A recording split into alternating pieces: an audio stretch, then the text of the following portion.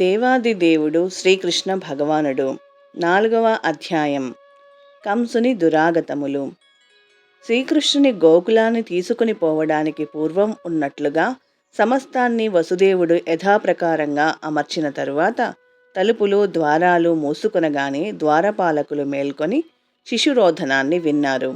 శిశుజన్మ వార్తను గురించి వినడానికి కంసుడు ఎదురుచూస్తున్నాడు. అప్పుడు ద్వారపాలకులు వెంటనే అతని దగ్గరికి వెళ్ళి శిశువు జన్మించాడని తెలియజేశారు. ఆ సమయంలో కంసుడు హఠాత్తుగా తన శయ్య నుంచి లేచి, క్రూరమైన నా మృత్యువు ఇప్పుడు జన్మించాడు అని గట్టిగా అరిచాడు. తన మృత్యువు సమీపించడంతో అతడు కలవరపడ్డాడు. అతని జుట్టు చెరిగిపోయింది. వెంటనే అతడు సూతికా గృహం వైపుకు పరుగు తీశాడు. జై శ్రీకృష్ణ. కంసుడు తనను సమీపించడాన్ని గమనించిన దేవకీదేవి అత్యంత దీనంగా అతని వేడుకుంటూ, సోదరా, నా బాలికను చంపవద్దు. ఈ బాలికను నీ కుమారునికి వధువుగా చేస్తానని నేను మాట ఇస్తున్నాను. కనుక ఈమెను చంపవద్దు. నీ మరణం బాలికచే కాదు కదా, బాలుని చేతనే నీవు మరణిస్తావని ఆకాశవాణి పలికింది. కాబట్టి ఈ బాలికను చంపవలదు అన్నా. సూర్య తేజో సంపన్నులైన నా పుత్రులను పుట్టగానే నీవు వధించావు. అయినా అది నీ తప్పు కాదు. నా సంతానాన్ని వధించమని రాక్షసమిత్రులు నీకు సలహా ఇచ్చారు. కానీ కనీసం ఈ బాలికను విడిచిపెట్టమని నేను అర్థిస్తున్నాను. నా కుమార్తెను బ్రతికి ఉండనిమ్ము అని పలికింది. క్రూరుడైన కంసుడు తన సోదరి దేవకీదేవి యొక్క దీనమైన వినతిని పెడచెవిన పెట్టి ఆమెను నిందిస్తూ బాలికను బలవంతంగా లాక్కొని నిర్దయగా రాతిపై కొట్టాడు. స్వీయ తృప్తి కొరకు సమస్త సంబంధాలను వదిలివేసే క్రూర దానవునికి ఇదొక చక్కని ఉపమానము. అయినా ఆ బాలిక వెంటనే అతని చేతులలో నుండి జారుకొని ఆకాశంలో అష్టభుజధారిణి అయిన విష్ణు సోదరిగా ప్రత్యక్షమైంది. ఆమె చక్కని వస్త్రాలతో, పూలమాలలతో, ఆభరణాలతో అలంకరించబడి ఉన్నది. అష్టభుజాలలో ఆమె ధనస్సును, త్రిశూలమును, బాణములను, ఢాలును, ఖడ్గాన్ని, శంఖాన్ని, చక్రమును, గదను ధరించింది. బాలిక నిజానికి దుర్గాదేవి ఆవిర్భావాన్ని చూసి సిద్ధగణము, చారణులు, గంధర్వులు, అప్సరసలు, కిన్నెరలు, ఉరగులు నానా రకాలైన కానుకలను ఆమెకు సమర్పించి స్తుతించారు. అప్పుడు ఆకాశంలో నుండి ఆ దేవి కంసుని ఉద్దేశించి, ఓరి మూర్ఖుడా, నీవు నన్నెట్లా చంపగలవు? నిన్ను చంపేవాడు నాకన్నను ముందే వేరొక చోట జన్మించాడు. కాబట్టి నీ సోదరి పట్ల క్రూరంగా ప్రవర్తించకు అని పలికింది. ఈ ఆవిర్భావం తరువాతనే దుర్గాదేవి ప్రపంచంలోని వివిధ ప్రాంతాలతో నానా విధాలు నామాలతో ప్రసిద్ధి చెందింది. జై శ్రీకృష్ణ. ఈ మాటలను వినగానే కంసుడు భయ విహ్వలుడయ్యాడు. దయ కలిగిన వాడై వెంటనే దేవకీ వసుదేవుల సంకెళ్లను తొలగించి అతి వినయంతో వారిని సంబోధించాడు. సోదరి, భావా, నా మేనల్లులను వధించి నేను రాక్షసునిగా వర్తించాను. ఈ ప్రకారంగా నేను మన సన్నిహిత సంబంధాన్నే విస్మరించాను. నేను చేసిన క్రూరకర్మల పరిణామమేంటో నాకు తెలియదు. బహుశా నేను బ్రహ్మహత్యా పాతకులు చేరే నరకానికి వెళ్ళదను. అయినా దైవవాక్కు కూడా అసత్యం కావడం నాకు ఆశ్చర్యాన్ని కలిగిస్తున్నది. మానవులే కాక ఇప్పుడు దేవతాలోక జనులు కూడా అసత్యం పలుకుచున్నట్లు కనిపిస్తున్నది. దేవలోక జనులు మాటలను నమ్మాను. కాబట్టే నా సోదరి సంతానాన్ని వధించి పాపాన్ని మూటగట్టుకున్నాను. వసుదేవ, జానకి, మీరిద్దరూ మహాత్ములు. నేను మీకు ఉపదేశం చేయలేను. అయినా మీ సంతాన మృతికి శోకించవద్దని వేడుకుంటున్నాను. మనమందరం ఒక మహనీయ శక్తి ఆధీనంలో ఉన్నాము. ఆ శక్తి మనలను నిరంతరం కలిసి ఉండనీయదు. కాలక్రమంలో మనము బంధుమిత్రుల నుండి విడిపోవలసే వస్తోంది. కానీ భౌతిక దేహాలు నశించినప్పటికీ ఆత్మ శాశ్వతంగా ఉంటుందని మీరు తెలుసుకోండి. ఉదాహరణకు మట్టి కుండలు తయారవుతాయి, పగిలిపోతాయి. ఇదంతా జరిగినా మట్టి మాత్రం శాశ్వతంగానే ఉంటుంది. అదేవిధంగా దేహాలు వివిధ పరిస్థితులలో తయారై నశించిపోతుంటాయి. కానీ ఆత్మ మాత్రం శాశ్వతంగా ఉంటుంది. కాబట్టి ఈ విషయంలో శోకించవలదు. భౌతిక దేహం ఆత్మకు భిన్నమైనదని ప్రతి ఒక్కరూ తెలుసుకోవాలి. ఈ అవగాహనకు రానంత వరకు జీవుడు నిరంతరం పునర్జన్మలను పొందవలసియే ఉంటుంది. జై శ్రీకృష్ణ. సోదరి దేవకి, నీవు సౌమ్యురాలివి, దయ కలిగిన దానివి. నన్ను క్షమించు. నాచే జరిగినట్టి ఈ సంతానవధకు దుఃఖించకు. నిజానికి ఇది నేను చేయలేదు, అంతా పూర్వ నిర్ణయం ప్రకారమే జరిగిపోయింది. మనిషికి ఇష్టం లేకపోయినా పూర్వ నిర్ణీత ప్రణాళిక ప్రకారమే వర్తించవలసి ఉంటుంది. దేహం నశించగానే ఆత్మ నశిస్తుందని లేదా ఒకడు ఇంకొకని చంపగలడని జనులు అపోహపడతారు. ఇటువంటి అపార్థాలే సంసారాన్ని కలుగజేస్తాయి. అంటే ఆత్మ యొక్క నిత్యత్వం గురించి దృఢంగా నమ్మకం కలుగనంత వరకు మనిషి తాను చంపేవాడని, చంపబడేవాడని అనే భావనకు గురి అవుతాడు. సోదరి, బావా వసుదేవ, మీ పట్ల నేను చేసిన దురాగతాలకు నన్ను క్షమించండి. నేను అత్యంత దీనుడిని. మీరు పెద్ద హృదయం కలవారు. నా పట్ల దయగొని నన్ను మీరు క్షమించండి. బావతోనూ సోదరుతోనూ ఈ విధంగా మాట్లాడుతూ కంసుడు కన్నీరు కార్చి వారి పాదాల మీద పడ్డాడు. ఎవరినైతే తాను వధించాలని యత్నించాడో ఆ దుర్గాదేవి మాటలను నమ్మి అతడు వెంటనే వారిని విడుదల చేశాడు. స్వయంగా తానే అతడు వారి సంకెళ్లను విప్పి తన కుటుంబ సభ్యులుగా వారి పట్ల ఆప్యాయతను ప్రదర్శించాడు. సోదరుడు పశ్చాత్తప్తుడు కావడం చూసిన దేవకీదేవి ఉపశమనం పొందినదై తన సంతానం పట్ల అతను చేసిన దురాగతాలను విస్మరించింది. వసుదేవుడు కూడా జరిగిపోయిన సంఘటనలను మరిచి నవ్వుతూ కంసునితో, మహాభాగా కంస, భౌతిక దేహం గురించి, ఆత్మ గురించి నీవు పలికిందంతా సరి అయినది.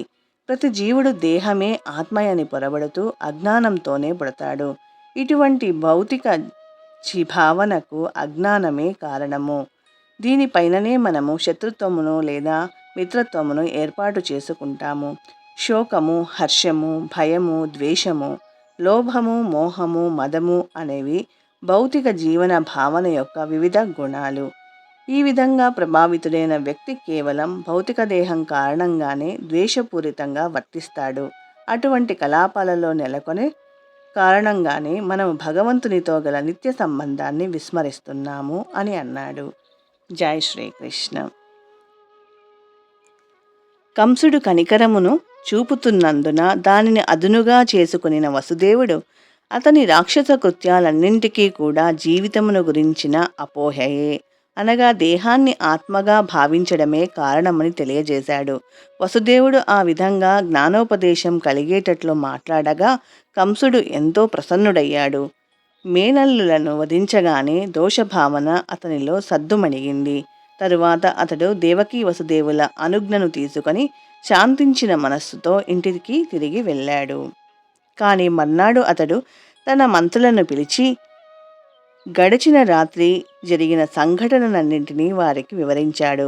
కంసుని మిత్రులందరూ దానవులు, దేవతల శత్రువులు కాబట్టి రాత్రి సంఘటనలను తన ప్రభువు చెప్పగా విని చింతించారు. అనుభవజ్ఞులు కానీ పండితులు కానీ కానప్పటికీ వారు వెంటనే కంసునికి ఉపదేశం చేయడం మొదలుపెట్టారు. రాజా, అయితే అన్ని నగరములలో, పురములలో, గ్రామములలో, వ్రజములో 10 రోజులలోపు కలిగిన శిశువులందరినీ చంపే యత్నాలు ఇప్పుడే చేద్దాము. ఈ ప్రణాళికలను మనము విచక్షణారహితంగా అమలు పరుద్దాము. ఇది మనము చేస్తే దేవతలు మన పట్ల ఏమీ చేయలేరని మేము అనుకుంటున్నాము. మనతో యుద్ధం చేయడానికి వారు సదా భయపడతారు.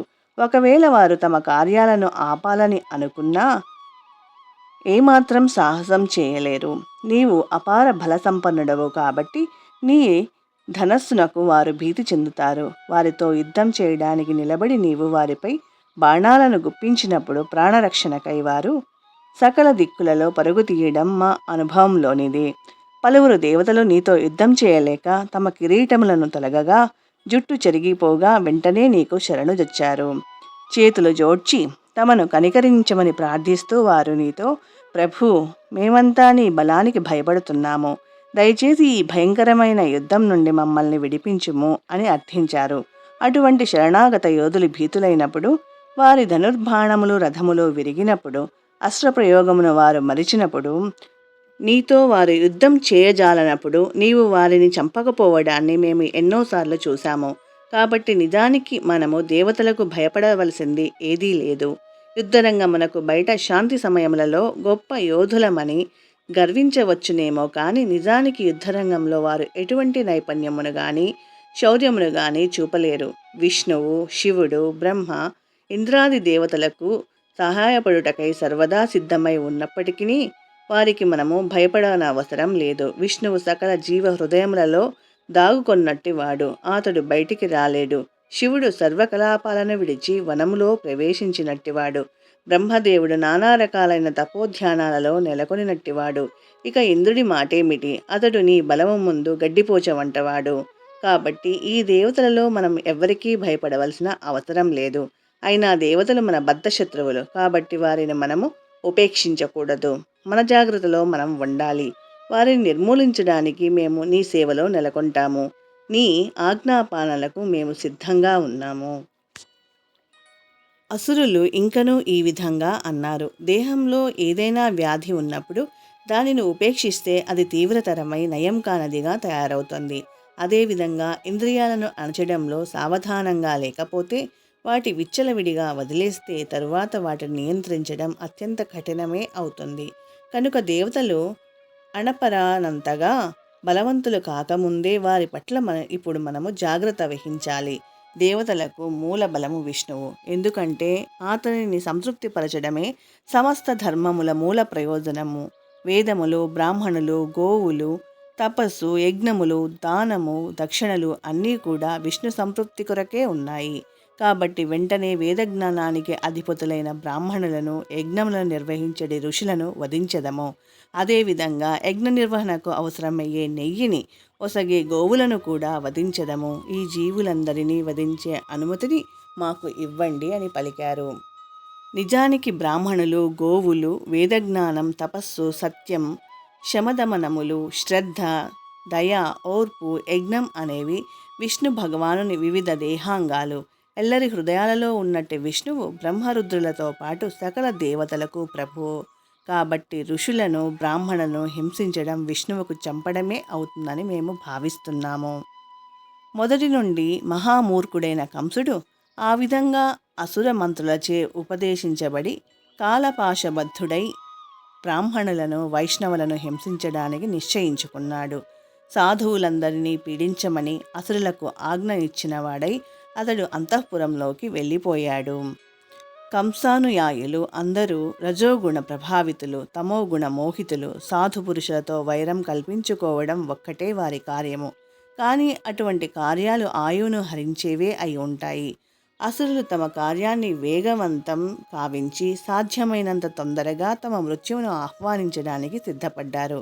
సాధుజనులను హింసించడం వల్ల కలిగే ఫలం కేవలం అకాల మృత్యువే కాదు. ఆ కార్యం ఎంత ఘోరమైంది అంటే ఆ విధంగా హింసించేవాడు క్రమంగా తన సౌందర్యాన్ని, యశస్సును, ధర్మాన్ని కోల్పోతాడు. అతని ఉన్నతలోక ప్రాప్తి నిరోధించబడుతుంది. ఈ ప్రకారంగా నానా రకాలైన మనోకల్పనల కారణంగానే దానవులు సమస్త శుభాలను నశింపజేస్తారు. భక్తుల పట్ల, బ్రాహ్మణుల పట్ల జరిగే అపరాధం భగవంతుని పట్ల జరిగే అపరాధం కన్నను ఎంతో ఘోరమైనది. అటువంటి పాపానికి ఒడిగట్టే నాగరికత సాధారణంగా భగవంతుని పట్ల శ్రద్ధను కోల్పోతుంది. అటువంటి భగవద్రహిత నాగరికత సమాజంలో అన్ని విపత్తులకు కారణమవుతుంది. కంసుని దురాగతములు అను దశమ స్కందంలోని 4వ అధ్యాయమునకు భక్తి వేదాంత భాష్యము సమాప్తం. జై శ్రీకృష్ణ.